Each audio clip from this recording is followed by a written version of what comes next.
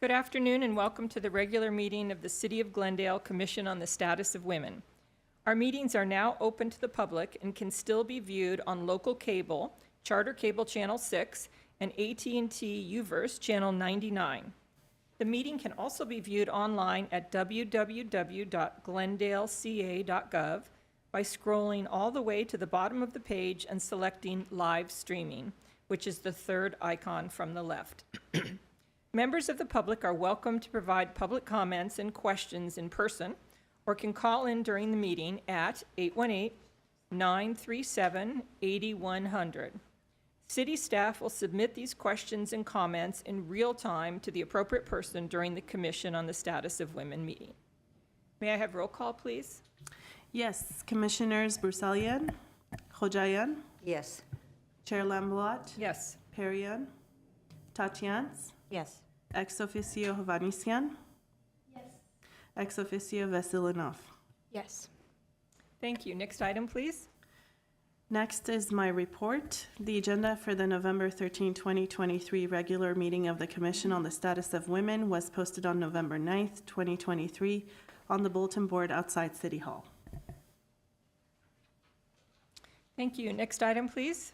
Next are introductions and presentations. I would like to start with item B, with the introduction of Commission on the Status of Women staff, Dr. Sophia Arman.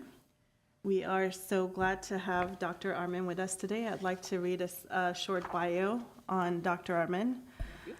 Dr. Arman comes to us from the women's advocacy space where she has worked to advance the lives of women and girls for over a decade.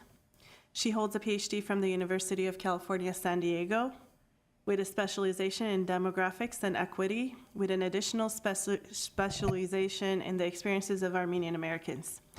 She has a background in women's studies and has advocated at the highest levels for equal rights for women, including providing direct testimony to the United States Senate. Please join me in welcoming Dr. Arman as the Administrative Analyst for the Commission on the Status of Women and also as the Admin Analyst for the Clerk's Office. Thank you, Dr. Bajian. I'd like to personally welcome Dr. Arman to the Commission, and I know you've only been here a short time, but you've already done so much, including so much preparation for our event on Wednesday, Glendale Women Today. So thank you, and we look forward to working together a lot more. You can say something. Congratulations and welcome, Dr. Sophia. Together we can work and we reach our goals. Thank you.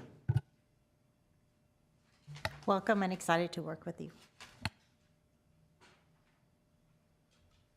Would you like to say anything? Yes, I would.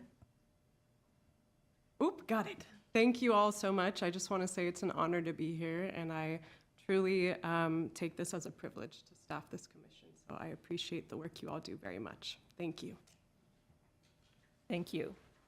Next item, please. Next item is the introduction of new student ex officio members, Angelina Veselinov and Natalie Hovhannisyan. And I will turn to Dr. Arman to introduce the new ex officio members. Thank you very much. We are so happy to have you both here today. I am going to provide some biographical information on our two student ex officios. First, we have Angelina Veselinov. She is a sophomore at Crescenta Valley High School and a proud member of the Bulgarian community here. She is a varsity athlete in swimming. Her other hobbies include spending time with loved ones, volunteering in the community, spending time in nature, and seeing friends.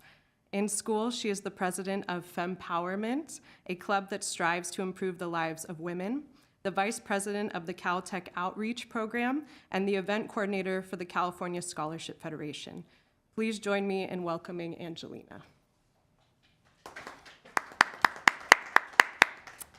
And we also have here joining us Natalie Hovhannisyan. Natalie is currently a junior at Clark Magnet High School, who actively participates in both school and community-centered volunteering. She recently went to study intensive law and trial at Stanford, where she continued to express her passion for mock trial.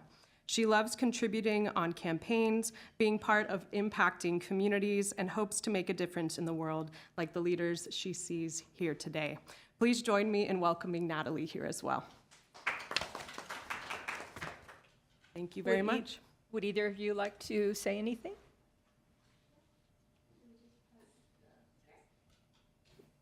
Well, I'm really grateful for this opportunity, and I'm very excited to voice my ideas that I have and to better our community as a whole.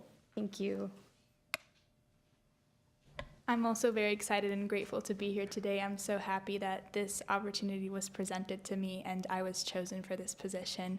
And I'm also very happy to be a woman in Glendale so that I could be on this commission. So thank you. I will say, a few years ago, we actually did have a male on the commission, so we are equal opportunity. Congratulations to you both, and welcome. We look forward to working together.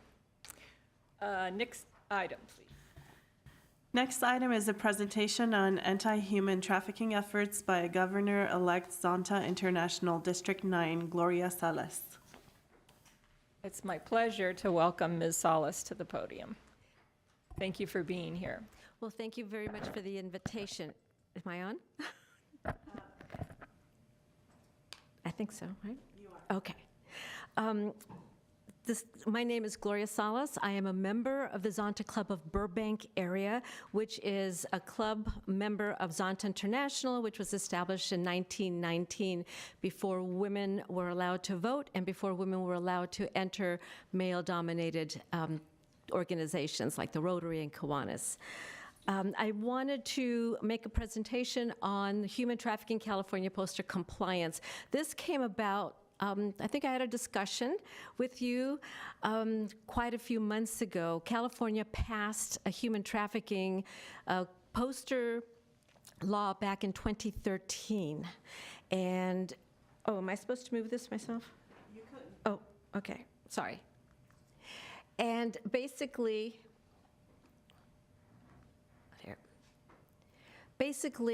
it gave an idea as to what industries needed to post information on human trafficking, and it listed several of them. It also required a phone number for the anti-human trafficking hotline to be posted. And over the years, the legislature has made a few changes to it. And basically, these are some of the businesses, or most of the businesses, that need to have this poster in a conspicuous place for the public. So we're talking like hotels, motels, train stations, airports. If you've gone to some of the airports, you will see, if you go to the ladies' room, you will see sometimes on the wall or inside the stalls, there is some type of poster, whether it says stop or a hand. Some airports actually have digital reminders that we should stop anti-human trafficking. And that right there is an example of the poster that some cities have used. Alameda County, Los Angeles County have used those, and we check and see. It's a compliance program where we check to see whether some of these companies actually have them. And emergency rooms are supposed to have them. And in 2017, hotels, motels, and bed and breakfasts were added to this list. Ms. Salas, I would just like to hold up the poster for a moment so it can be seen. There we go. And it's in three different, it looks like it's in 3 different languages. And it just says, if you or someone you know is being forced to engage in any activity and cannot leave, and it goes on and it says, call the National Trafficking Resource Center, and then there's a 888 number. And again, it's very large there too. And then it indicates information about the hotlines. They're open 24 hours a day, they're toll-free, etc. And the languages are English and Spanish, and a predominant language of the community. So if in this community the predominant language is Armenian, the third language would be Armenian. If we're in Chinatown, the third language would be Mandarin or Cantonese, and so forth. So basically that's what the notice must say. You can always go to the website for the California Attorney General's office, and they have a model a poster. It's not as pretty as this. It just says "Stop Human Trafficking," and then it goes on with the verbiage.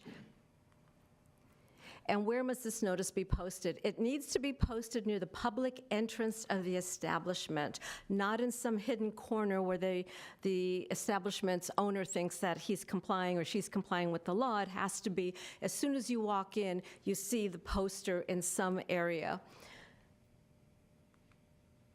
And then, of course, we've went over the languages and what are the penalties for failing to comply. The failure for the first time is $500. Subsequent violations is $1,000. Bear in mind, this law has been around since 2013. How many of you have heard that there's been a business that has been fined $500 or $1,000 for violation? It hasn't, because the state of California did not put any teeth in the enforcement. It basically said, this is the law, but it didn't give the jurisdictions or didn't give police officers or whomever to actually go in and say, you're in violation, you have 30 days to comply, otherwise we need your $500. But that was changed subsequently, where they allowed the cities and municipalities to create their own laws so they could, or ordinances, so that they can enforce this particular law. And AB 1740 is a recent bill that requires any emergency hospital or pediatric care to actually have this poster there. Since COVID-19, I don't know if you've read the newspapers or you see your social media, but children as young as 9 months old are being sexually abused, and those photos and videos are actually being passed around and sold to perpetrators. And so this is one way of adding another layer to it. Emergency rooms and urgent care facilities are supposed to have this on their walls or on their pillars, but now it is any pediatric care facility. And recently, in 2021, Los Angeles County passed an ordinance, 2021-0038, that follows the California law. However, it adds a few more businesses like nail salons, and a different type of massage parlors, because massage parlors are already covered in the California law. But this also gives subpoena power to the Los Angeles County Council. And Glendale, Burbank, Pasadena, we're all under the Los Angeles County ordinance. And the reason this was brought up was because I've been after our city attorney, our previous city attorney, why aren't we complying in Burbank? Because I would go to the hotels, I'd go to the bars, because restaurants that are covered under the ABC are also supposed to have some type of compliance poster. And so I asked, how come we haven't done this? And at the time, there was just so much going on that it wasn't handled. But with the new city attorney, he has taken it upon himself. He presented something to, a presentation to city council. It passed. They are working on an ordinance for the city of Burbank, whereby the code enforcement and police officers will be able to see whether or not there is a poster and whether that business or industry is in compliance. We're hoping that in January, during Human Trafficking Prevention Month, that it'll be finalized and presented to the council for passage. And at that point, then, there will be several of the nonprofits who will be working together to get the word out, send out the notices, send out the law, and give at least 2 to 3 months to the businesses to comply.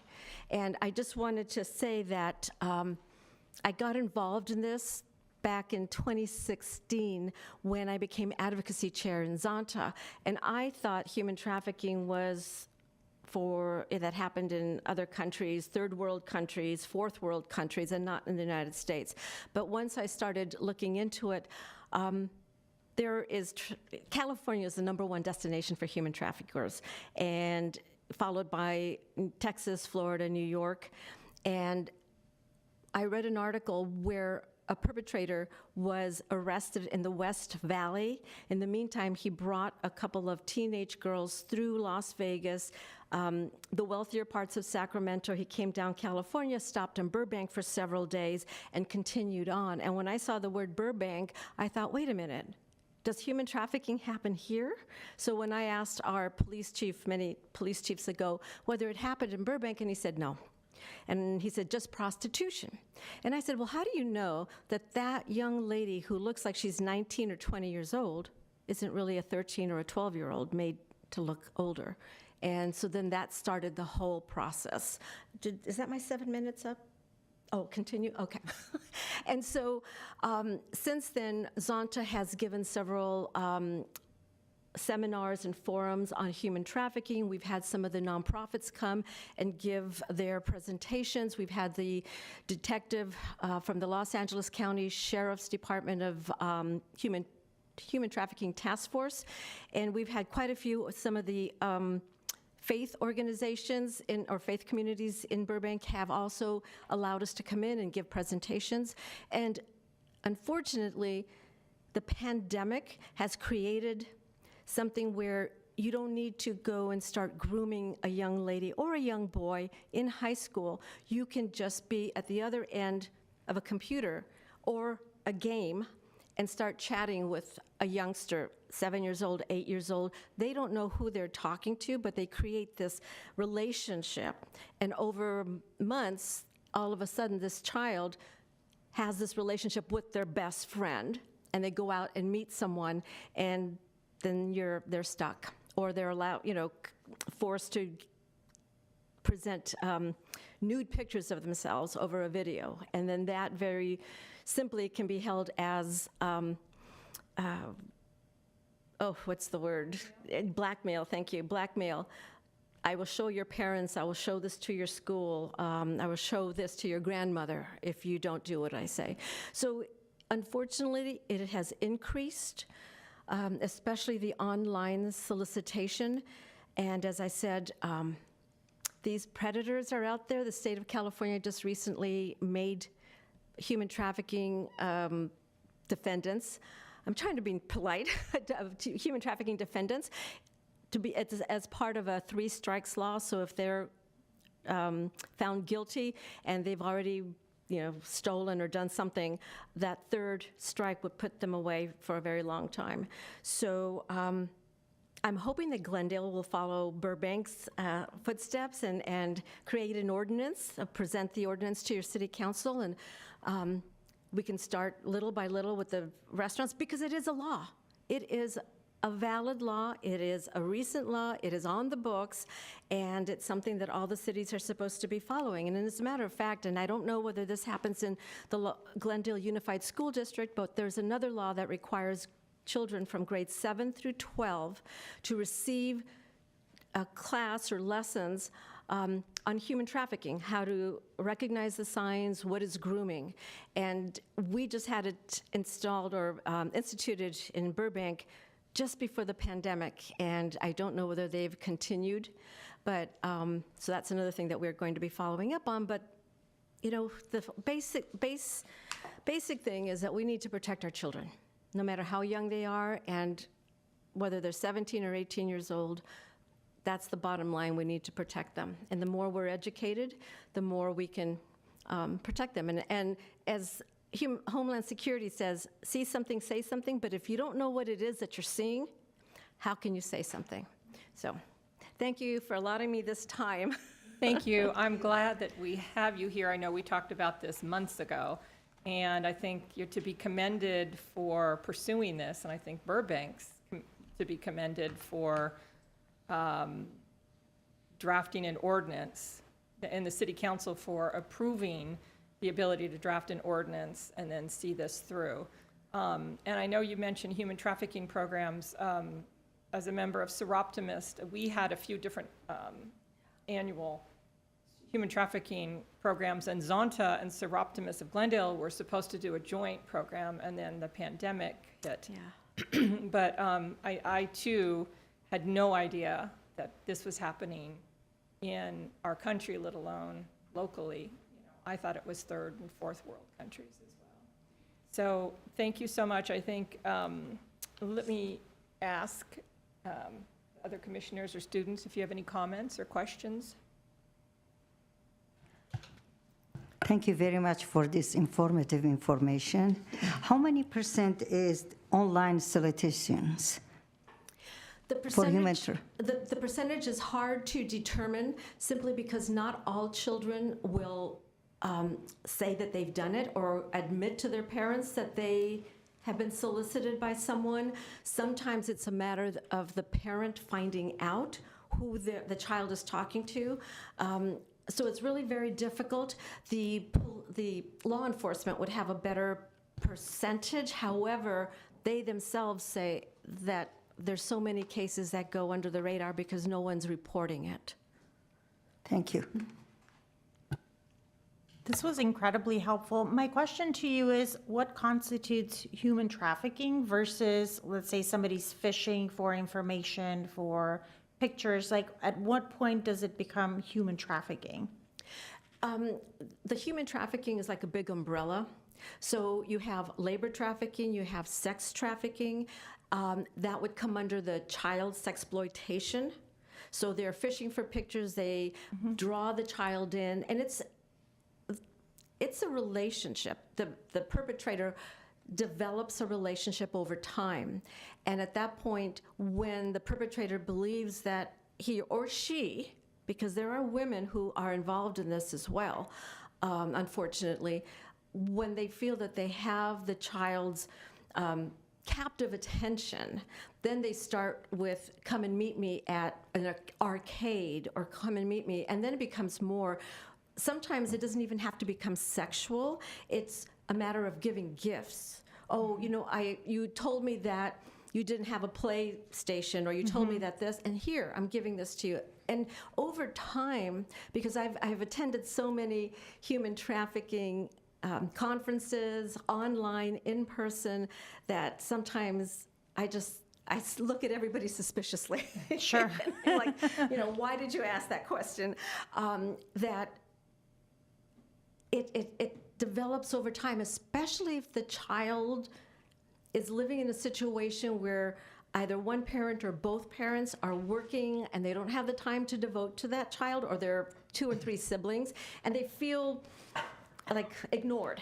But now they have somebody, a buddy, who really Sure. is paying attention to them. And then once they find them in person, it's kind of hard to separate, because the child isn't going to say, oh my God, I didn't realize you were 25 years old, and start running away. Sure, sure. They, sit down, have the ice cream or whatever, and then it develops like that. And then if the perpetrator believes that this is going to be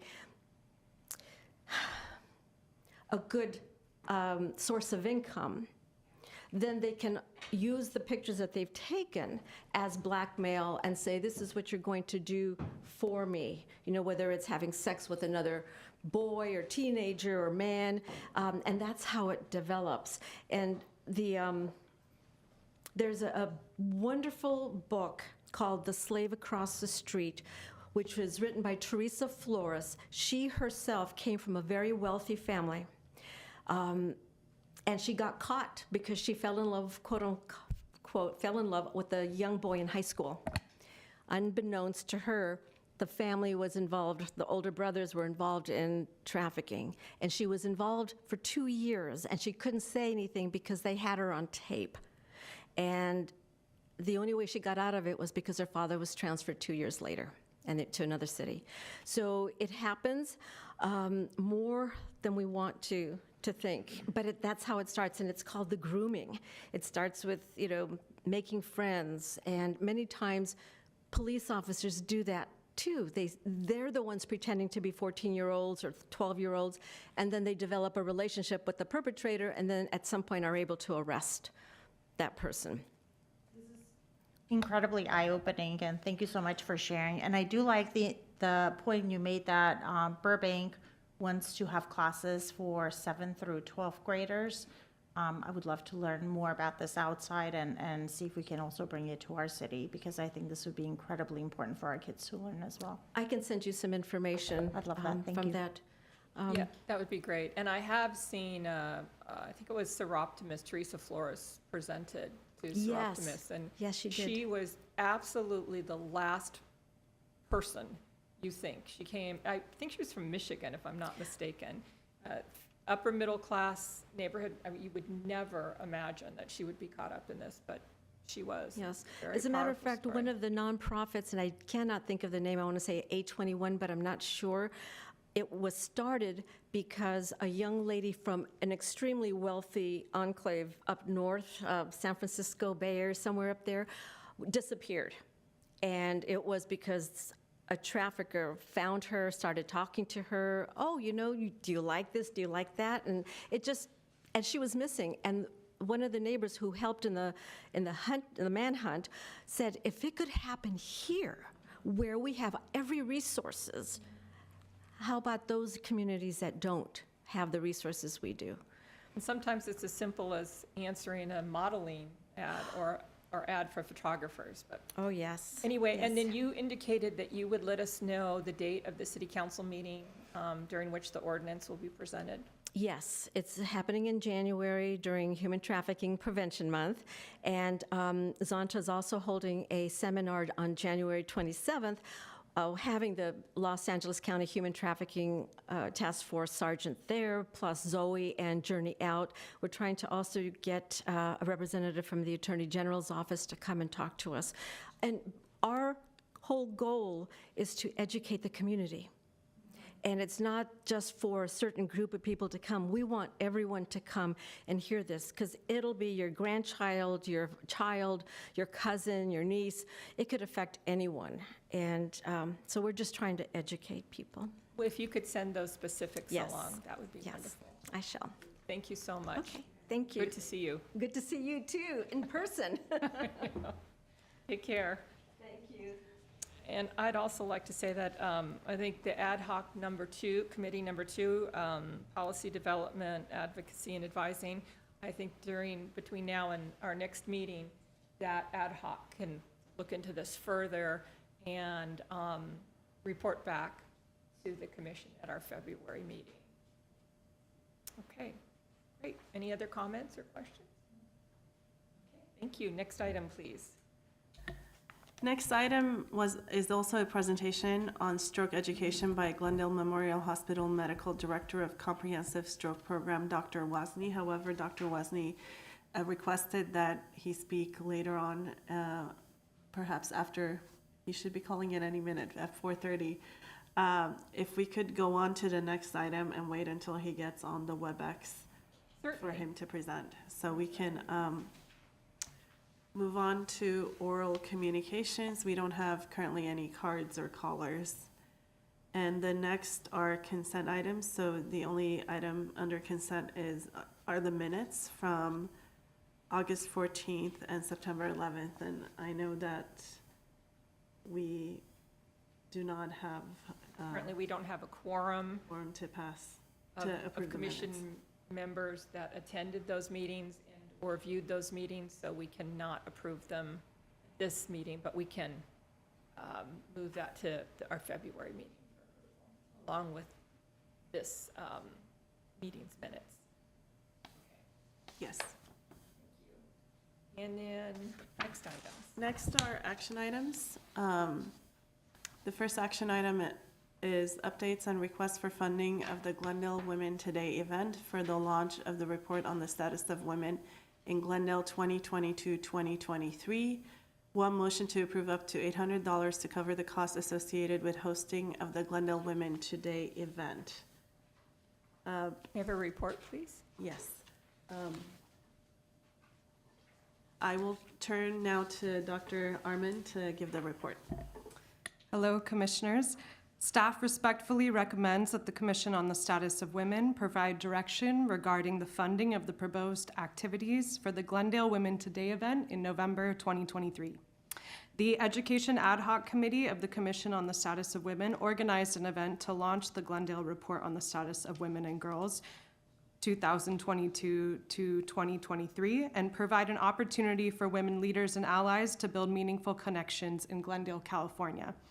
The event will feature a networking portion for community members, remarks from members of City Council and the CSW commissioners, and a presentation on the report findings and its implications for women and girls in the Jewel City. Glendale Women Today report on the status of women launch and women leaders networking night will occur on November 15th, 2023 from 6:30 to 8 p.m. at the Glendale Adult Recreation Center. Light refreshments will be provided. The event is free and open to the public, and we encourage all to attend. Registration is available at glendaleca.gov/GlendaleWomen. The fiscal impact, the cost for the Glendale Women Today event will not exceed $800, which would come from the commission's account.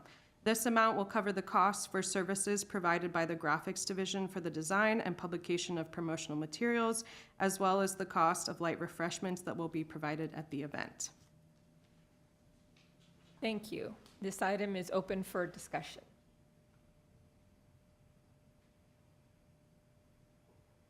Okay, may I have a motion then? Is there a second? I Okay, roll call, seconded. please. Yes, Commissioners Bruselian, Hojayan, Yes. Tarian, Tatians, Yes. Chair Lambelat. Yes. Next item, please. Next, the next item is consideration of an event in recognition of International Women's Day. One motion to appoint an ad hoc committee to plan an event in March 2024 for International Women's Day and set a not-to-exceed amount for the cost of the event. This item is open for discussion.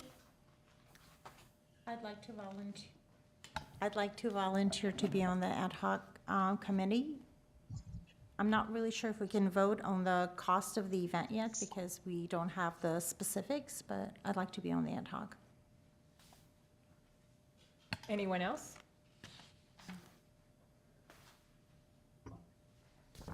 Well, even though you are not officially appointed to any ad hoc yet, you can volunteer for this one if you'd like. So feel free. No obligation, but feel free, one or both of you. I would love to volunteer to be on this ad hoc committee. Likewise, I would also love to volunteer. Okay, that sounds great.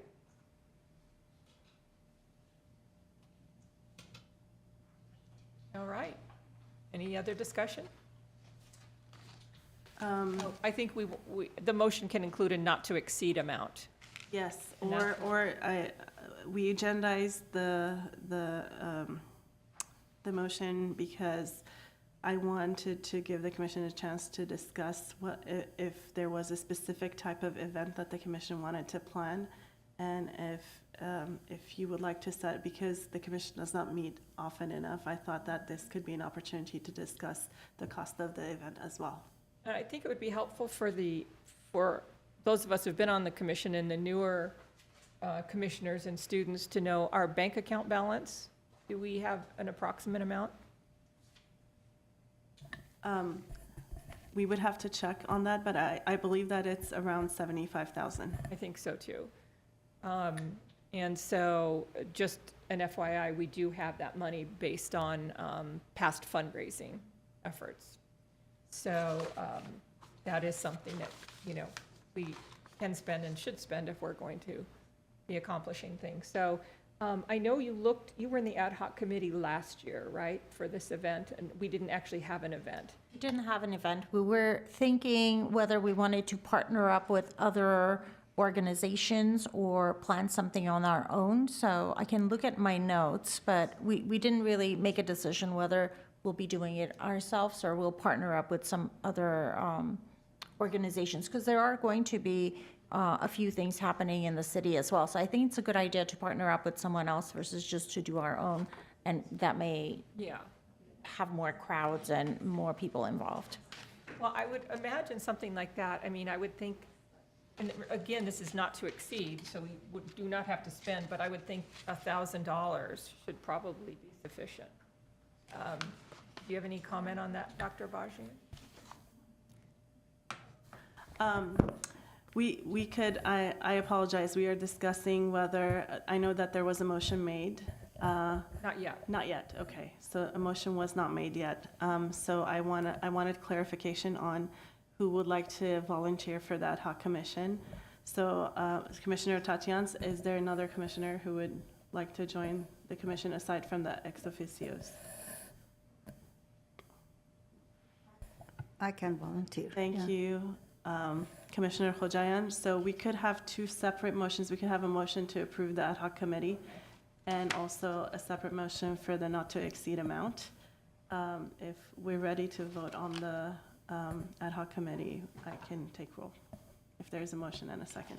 Can I bring my own motion? Okay, I'll bring a motion for the ad hoc committee for International Women's Day. And the members that were so stated. Right. Is there a second? Yes, I will second. Roll call, please. Commissioners Bruselian, Hojayan, Yes. Perrion, Tatians, Yes. Chair Lambelat. Yes. Thank you. And now up for discussion is whether we want to make a motion to allocate a not to exceed amount. Correct. Okay. Can we do that at our next meeting, so once we have a better idea, or is that too close to the event? Well, the next meeting's February and the event Correct. would be March. Okay, So as long as we do a not to exceed, Not to exceed, I mean, yeah. we could spend half of it, we could spend a tenth of it, it doesn't really okay. matter. So I was trying to think about what would be a reasonable amount. And that's, I came up with 1,000 or 1,500, just because normally we wouldn't, spend thousands and thousands of dollars for any particular event. Any thoughts on that? I can make a motion not to exceed $1,000. Does staff have any comments on an amount based on what Um, you've been doing? It really depends on the type of event that the commission would like to plan. So we could set an initial amount to cover initial planning costs, and if the commission decides to spend more on the event, we could bring that up at the next commission meeting. Well, for example, we were not able to provide certain refreshments at the event we're having because we didn't have the budget for it. So maybe pushing it to 1,500, not to exceed 1,500 is what I would recommend, just to make sure that we're not limiting ourselves. Okay, sounds good. Any other discussion? No. I know there was a motion for 1,000. Would you like to amend your motion? Guess we can make like 1,500. I can second it. Yeah. Roll call, please. Commissioners Bruselian, Hojayan, Yes. Perrion, Tatians, Yes. Chair Lambelat. Yes. Next item, please. Next item is also related, request for the consideration of a yearly operating budget for the Commission on the Status of Women, not to exceed $5,000, and requests for additional funds for the translation costs associated with the 2022-2023 report on the status of women in Glendale. One, motion to allocate an amount not to exceed $5,000 for the 2023-2024 fiscal year for the operating budget of the Commission on the Status of Women for use and furtherance of all approved commission programs and initiatives, including outreach and all logistical expenses. Two, motion approving the allocation of additional funds for the translation costs associated with the 2022-2023 report on the status of women in Glendale. And I have a short report on this.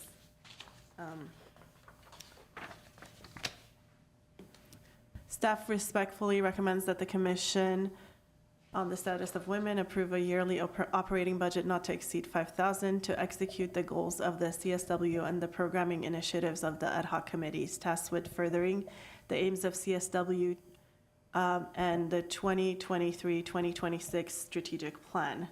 During the May 8th Commission on the Status of Women meeting, the Commission approved the 2023-2026 strategic plan and appointed ad hoc committees tasked with executing each one of the three following aims outlined in the strategic plan: evaluation and assessment, policy development, advocacy and advising, and also education, awareness, and outreach. And so the ad hoc committees were tasked to further these aims of the strategic plan. and plan events. And so the requested funds will be used to cover costs associated with any event that the commission approves and task the ad hoc committees to further plan and execute those plans. And also, one example of that is, of these costs is the translation costs. So we've also included that in there because the commission spent the monies allocated from the grant that we received from the California Commission on the Status of Women. The grant totaled $25,000. The first $20,000 was used for the writing of the report, and the $5,000 was allocated for the translation and printing costs of the report on the status of women. However, the quote for the translations was slightly more than what was allocated at the time, so we're coming back to ask for the covering of those translation costs, which amounts to $682.63. So having a yearly operating budget would allow us to cover these sorts of costs without having to come back to the commission to ask for approval of these adjustments. And also, I think that we would, in the coming fiscal year, we would ask City Council for an operating budget for the commission, because the commission is tasked on educating the public on issues pertaining to women, and that takes funds. So I recommend that the commission ask for funding for operational funding from the council. Thank you, Dr. Bajian. And just for clarification, we've got two motions that we need to make here. Yes. Okay. So any discussion on the operating budget proposal of $5,000? I did want to mention that in my experience being on the commission and then off the commission then on, we really have not spent very much of our for lack of a better word, bank account. I mean, in the past, there was discussion about allocating a certain amount every year, but there are years where we really don't spend anything. I think one of the last substantial expenditures was for Girls on the Run, and if I'm not mistaken, it was $2,500. Yes. But that was, so my point in saying that is that the money is not being used in any sort of rapid fashion. You mean the money is 7,500? You're talking about the budget? 75,000. Yeah. Any questions or discussion? I want to confirm this 5,000 and the additional 682 would be coming out of that $75,000 bank account that we already have. The Yes, funds are because- there, it's just a matter of allocating it towards the next year and the translation services. Yes, correct.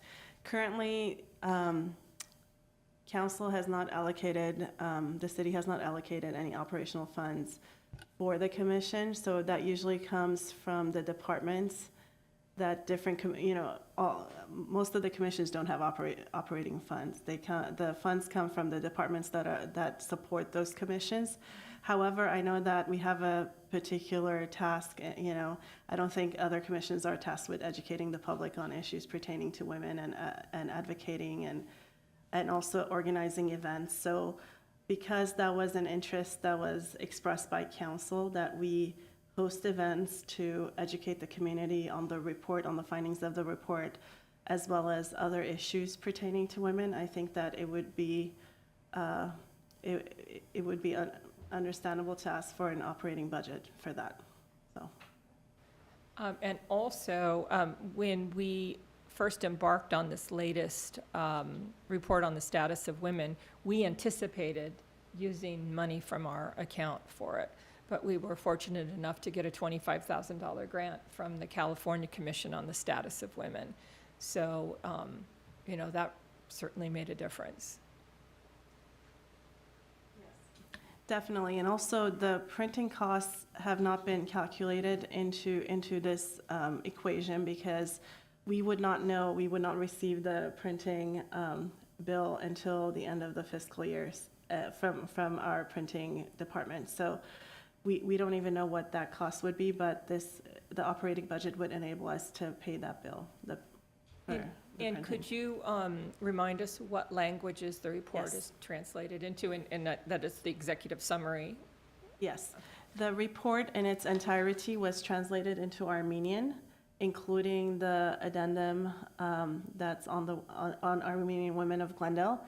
Also, the executive summary of the report was translated into Tagalog, Spanish, and Korean, and mainly the reasoning behind this was that Armenian was the most commonly spoken language, second language in Glendale. And because of the limited amount of funds, we thought that this would be the best allocation. It's very pricey to translate a large document, so we thought that we could translate the report in its entirety into Armenian and the executive summary into Tagalog, Spanish, and Korean. And we specifically worked with Mount St. Mary's University to create an executive summary that could be used for that purpose, and when we present the report, to provide the executive summary separately if need be, because it is almost 50 pages, so that's asking a lot for our for people who are attending to read the whole thing. So the executive summary was purposely, it wasn't an afterthought, it was something that we really purposely did. Yes. Also, Dr. Arman, would you like to add anything to this discussion? I would just add that staff is making this recommendation also so that we execute the vision of the ad hocs. When you all task us with that vision, then we're able to implement it when you do. So, thank you. Thank you. Any further discussion? And the student ex officios, you're welcome to ask questions or comment if need be, if you want to. Not if need be, if you want to. At any point. Okay, then do we have I think the first motion would be regarding allocating $5,000 for the operating budget for the year. I'll make the motion. I second it. Roll call, please. Commissioners Burselian, Hojayan, Yes. Herian, Tatians, Yes. Chair Lambolat. Yes. And then the second motion would be approving payment of $682.63 for additional printing costs. Translation. Translation costs, excuse me. I will make the motion. I'll second it. Roll call, please. Commissioners Burselian, Hojayan. Yes. Herian, Tatians. Yes. Chair Lambolat. Yes. Chair Lambolat, we have Dr. Wozni on WebEx, and he's ready to present. So again, I'd like to read the item into the record. This is a presentation on stroke education by Glendale Memorial Hospital Medical Director of Comprehensive Stroke Program, Dr. Wozni. Dr. Wozni, welcome. I know that you have Hello, thank also you. a PowerPoint, and I will bring that up as well. Here we go. And You guys hear me okay? Yes. we can Yes. hear you, yes.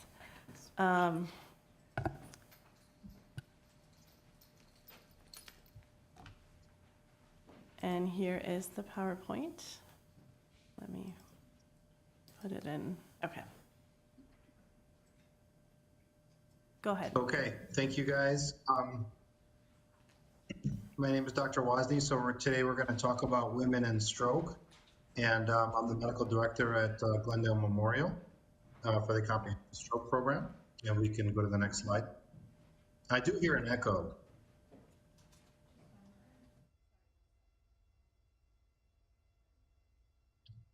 Oop, you can go back one. Okay, so about 55,000 more women have strokes than men each year.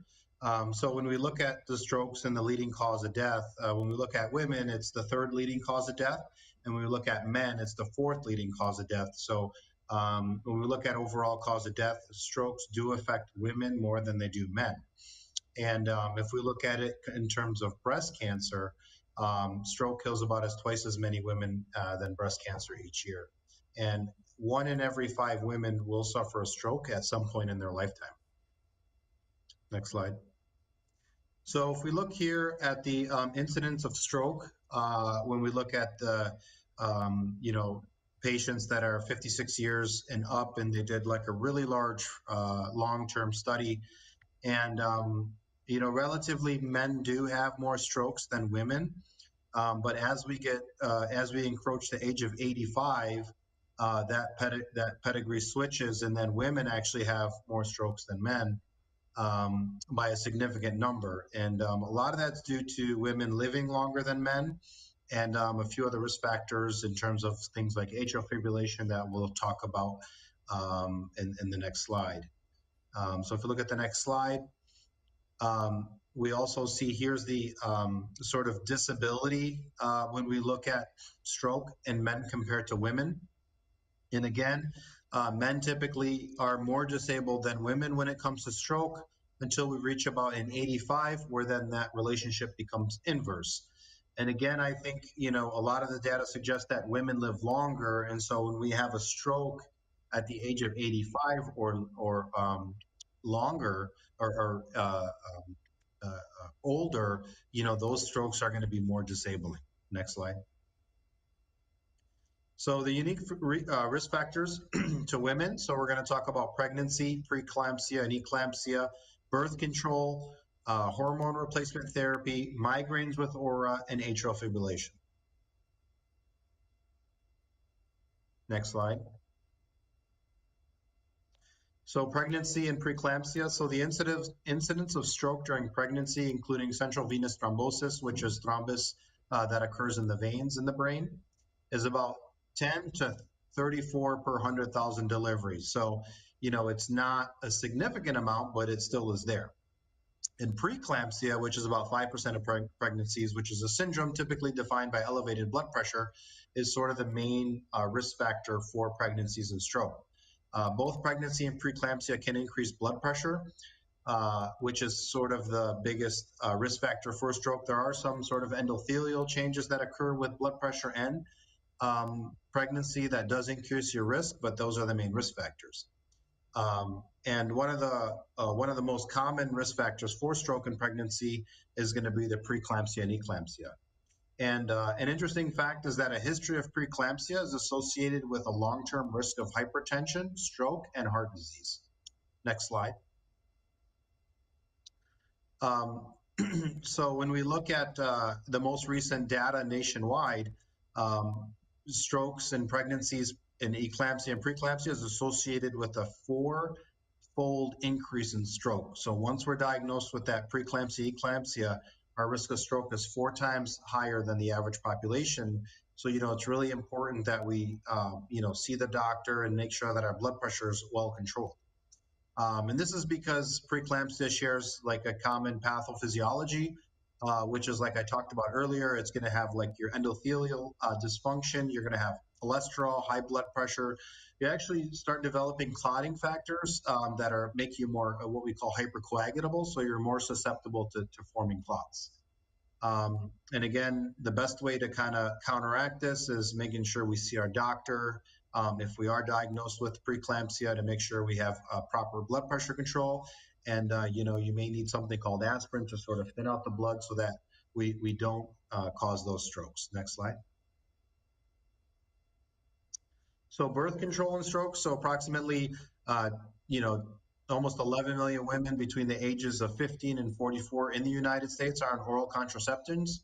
Estrogen-containing birth controls can significantly increase your risk of stroke. Estrogen-associated oral contraceptives are associated with clotting factors in your blood, so that promotes clotting, which increases your risk of stroke. There are progesterone-only oral contraceptives, although it's less reliable in terms of suppression ovulation. They don't carry any risk of stroke. And interestingly, so according to the International Headache Society, patients with migraine with aura and on contraceptives have a significant risk of stroke. So if you are on oral contraceptives and you have migraines with aura, you're at a high risk of stroke, and you should, tell your doctor about that before going on oral contraceptives. And the data suggests that patients with migraine with aura alone, specifically women, have an increased risk of five folds, and if they're on oral contraceptives, could be up to 17 times.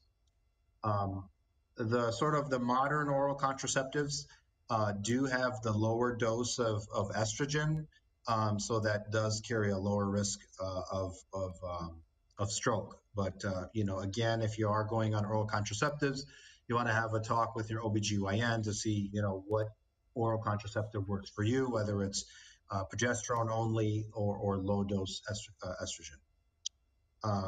Next slide. So again, hormone replacement therapy, again, we want to make sure that we have the lower estrogen, not the higher one. And, we sort of talked about a lot of this stuff on the previous slide. Next slide.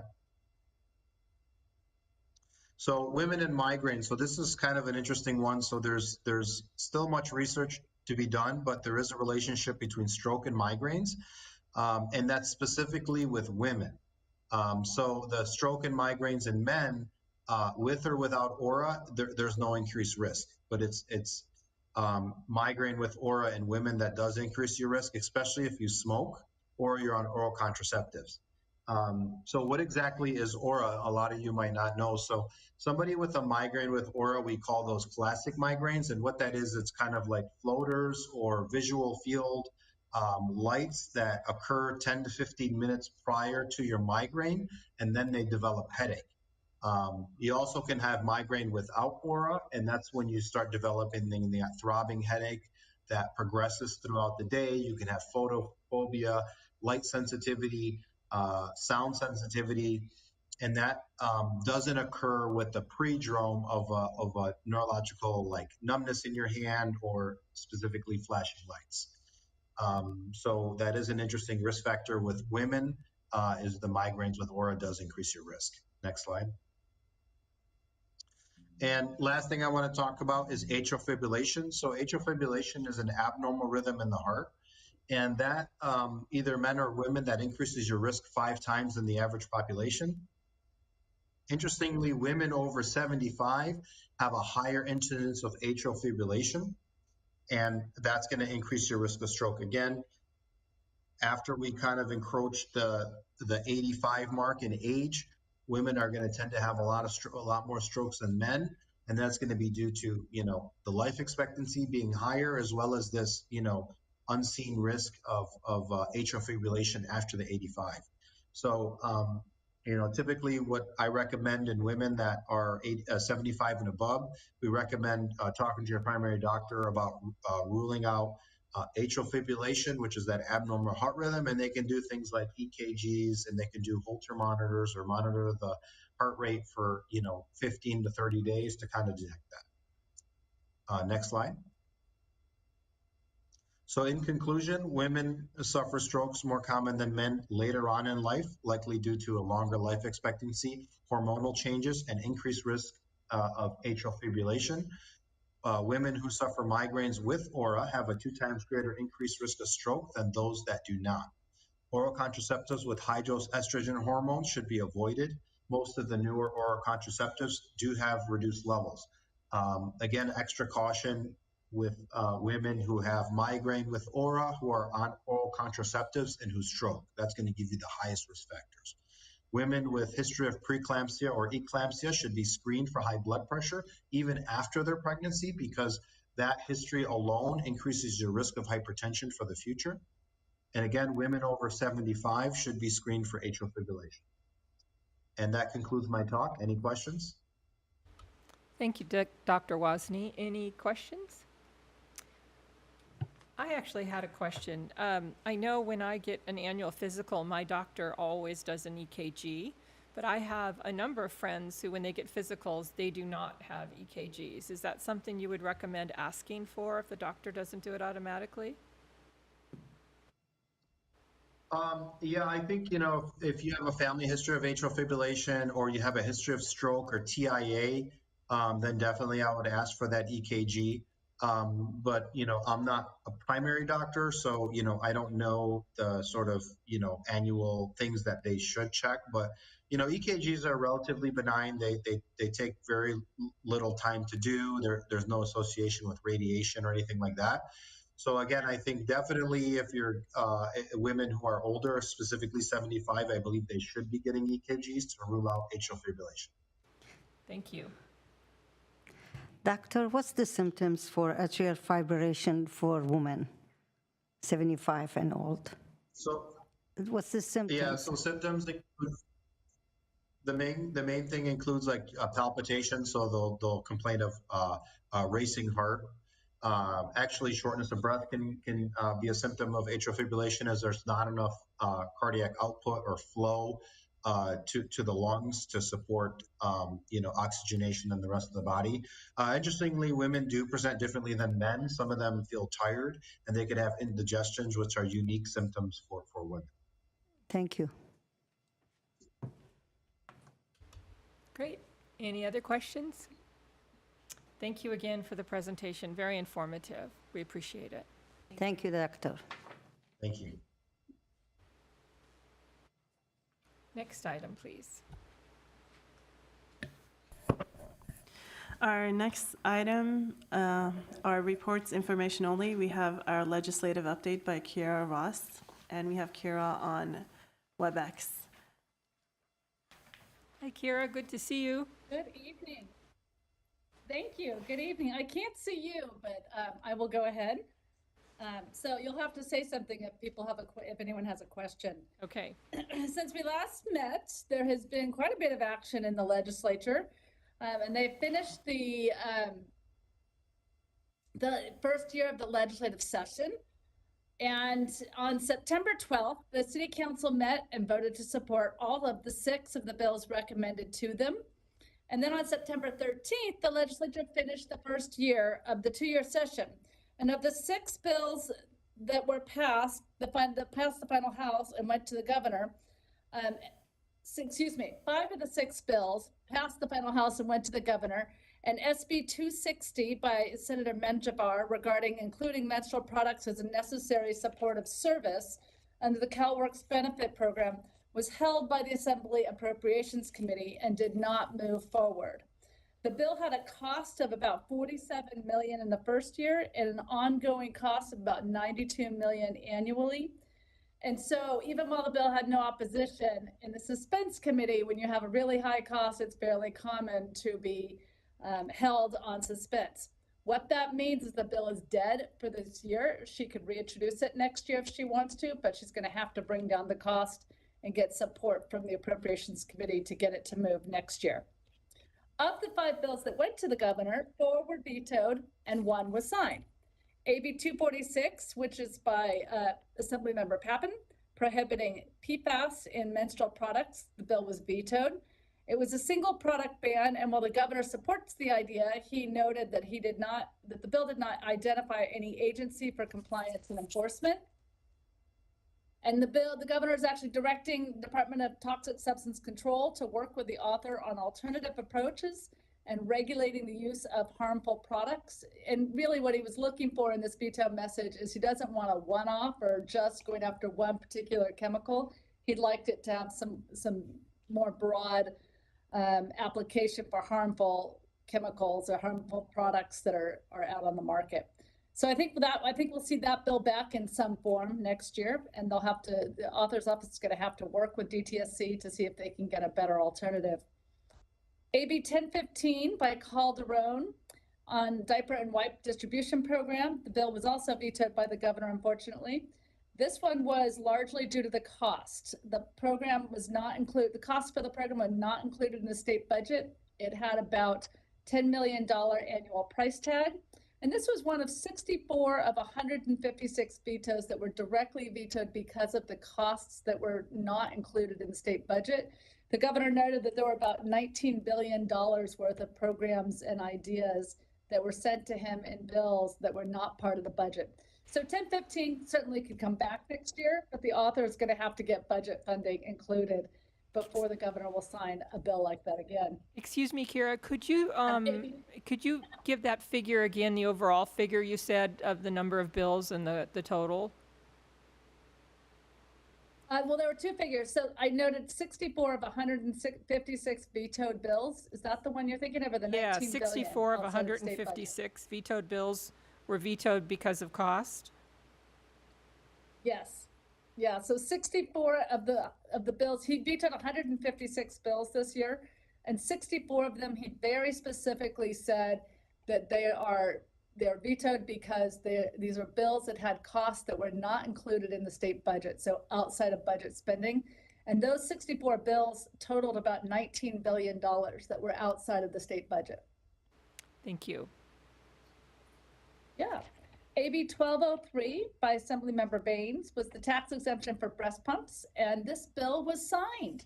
So it goes into effect on January 1st. The tax exemption is in effect from January 1st, 2024 to January 1st of 2029. It applies to breast pumps and various accessories that are associated with them.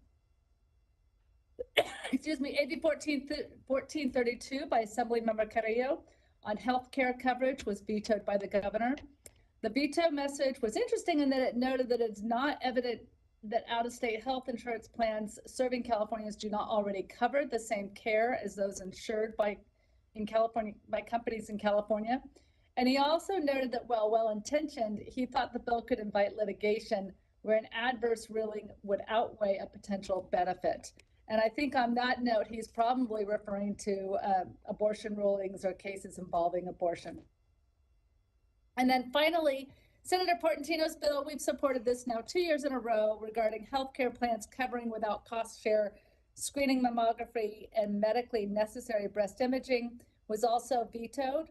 The governor's veto was very similar to last year's and noted that the bill's provisions would exceed the cost sharing provisions under the Affordable Care Act and would result in unknown cost to healthcare plans that would then be passed on to consumers through increased premiums.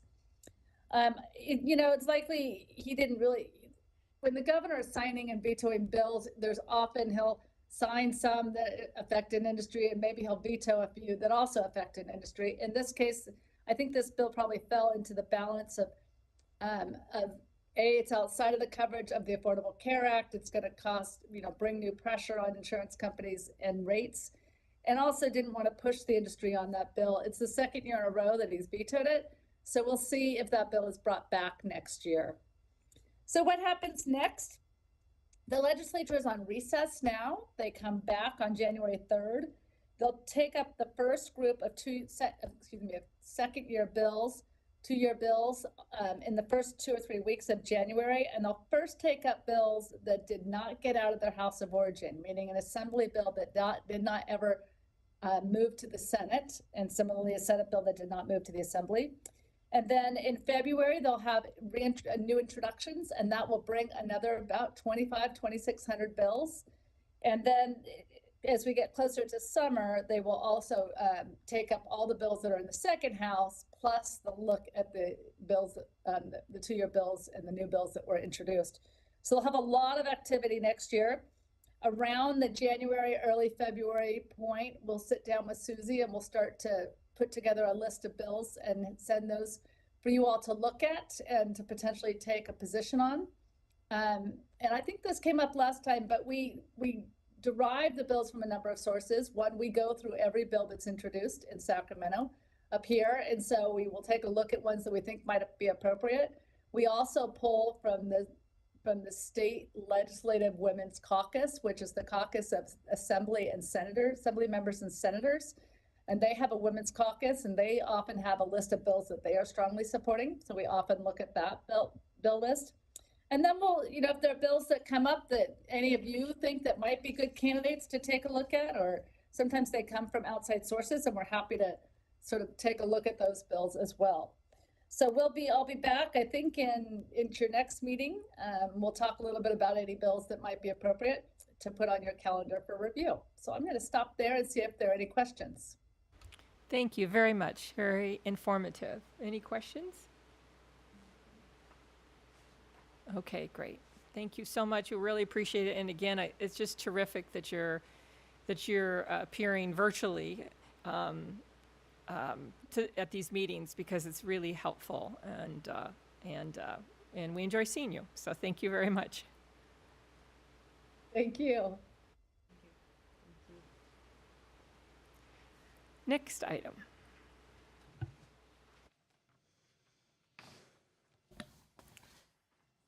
Next item is an update on Domestic Violence Awareness Month activities, and I will turn to Dr. Arman to give the report.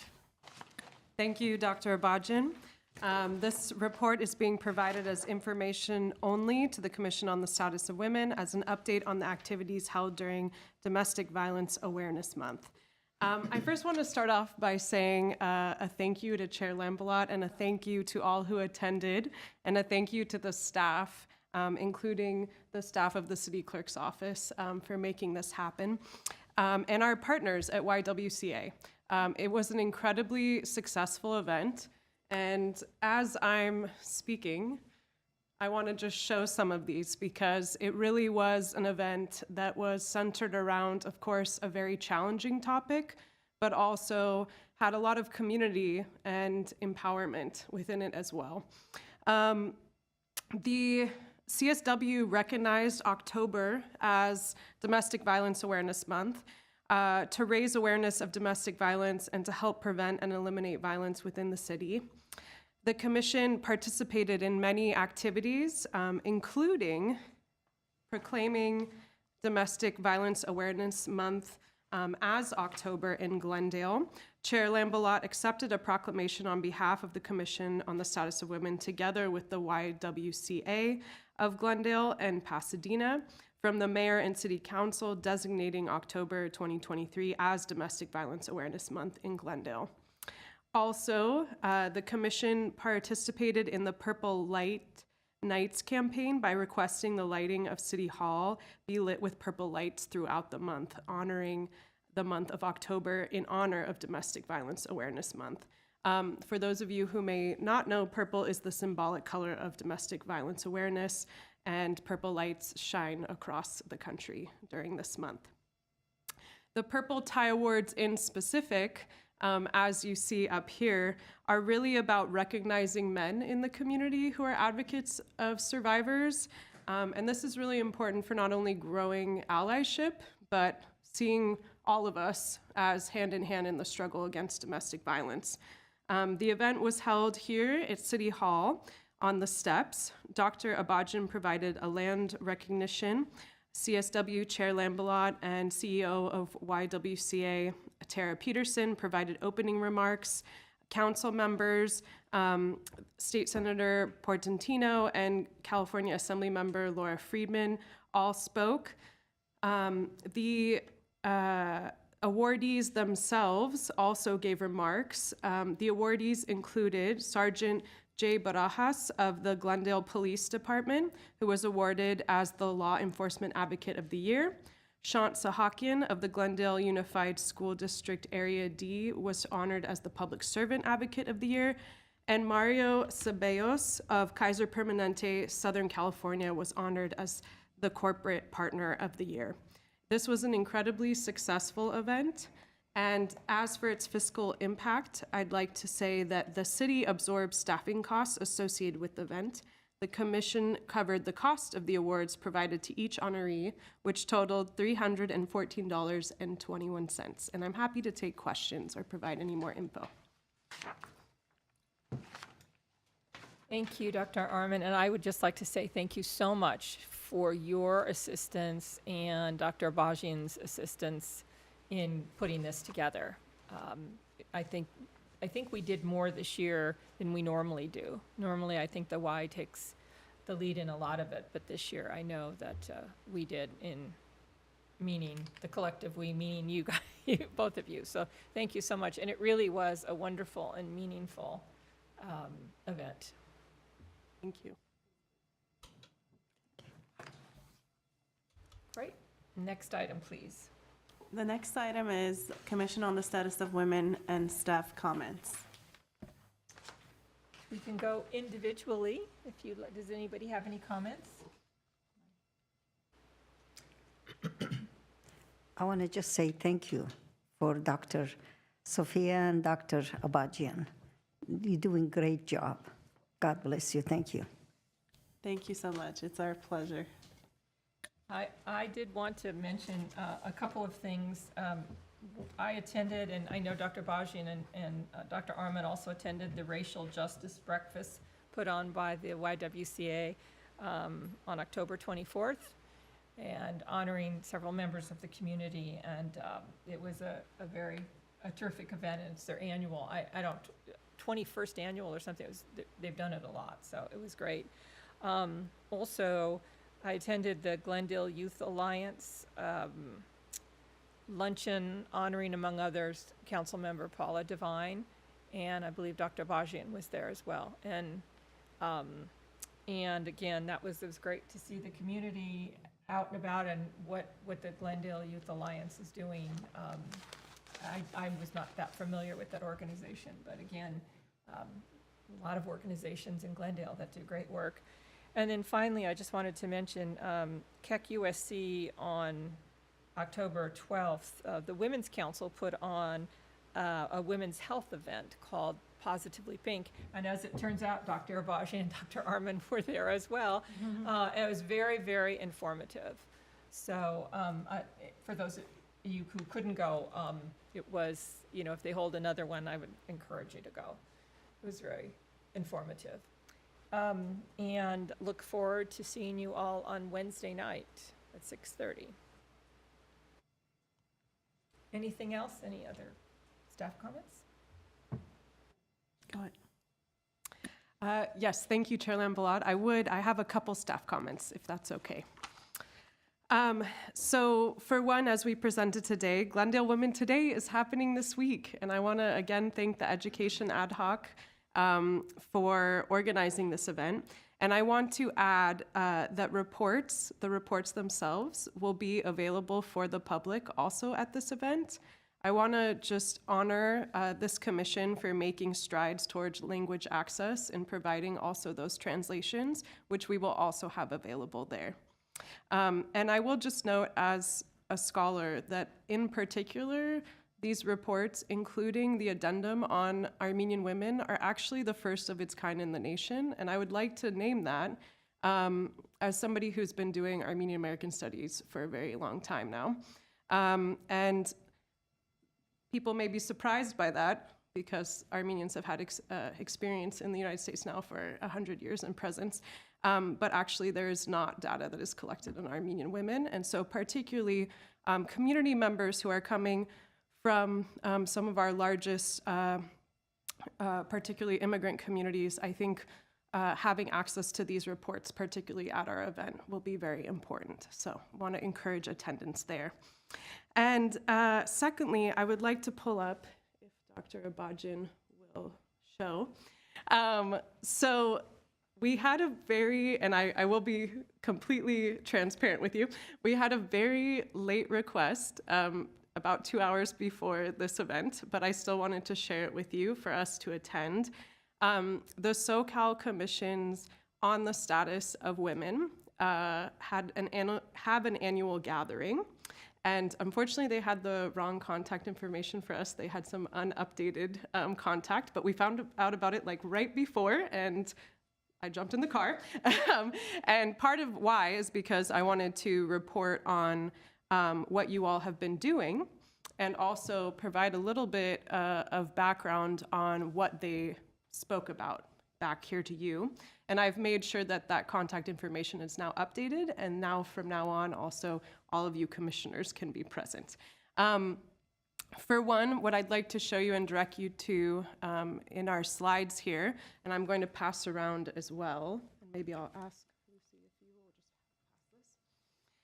pass this. The SoCal Commission's convening, which hasn't been happening in person because of COVID and actually was stalled for a little bit, is now starting up again.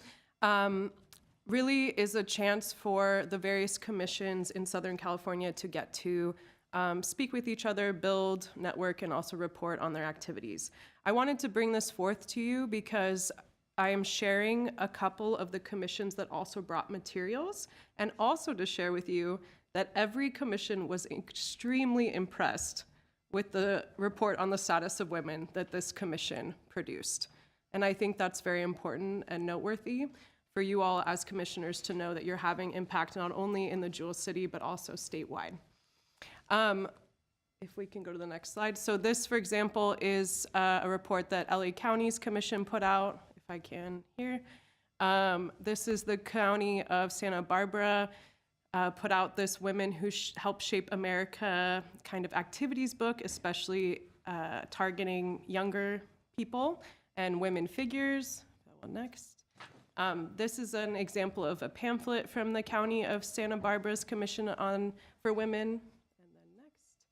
And then also the California Commission on the Status of Women and Girls was also present, and very happy to hear that the report that was produced, which came from, of course, their grant that we applied for, not only was successfully executed, but was making its way throughout the public here. So before I just quickly end, I want to say that I'm bringing these materials to you so that you can see what other commissions are doing, and also that I'm here to invest time to make those relationships with you all, with the other commissions, and I'd be happy to do that in any way you all see fit.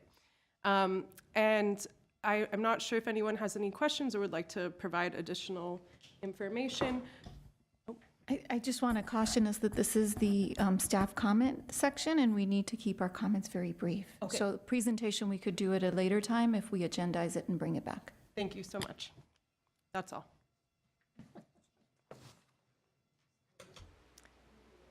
Thank you very much. Much appreciated. I feel a lot of synergy in the room and female power. So this is a good thing. So I think it would probably be, I'd like to encourage each of you to just briefly go over the executive summary in the report before Wednesday. Not that we have to be aware of any particular facts and figures, but at least, you know, the areas that we covered in the report, so that when we're there, we're reminded of that. And I don't have anything else. Does anyone have anything else? I wanted to say there's still room to register, and the event is free to all women or men who would like to attend. And I know we were trying to get full attendance of up to 50, 60 people, so we're getting close to that number, but there's still room to attend if people have time and would like to come. The total, is it 50, or did we reach 50 or not? Yes, I'm happy to report that you all have over 50 registrations already. Nice, Very okay. nice. Thank you.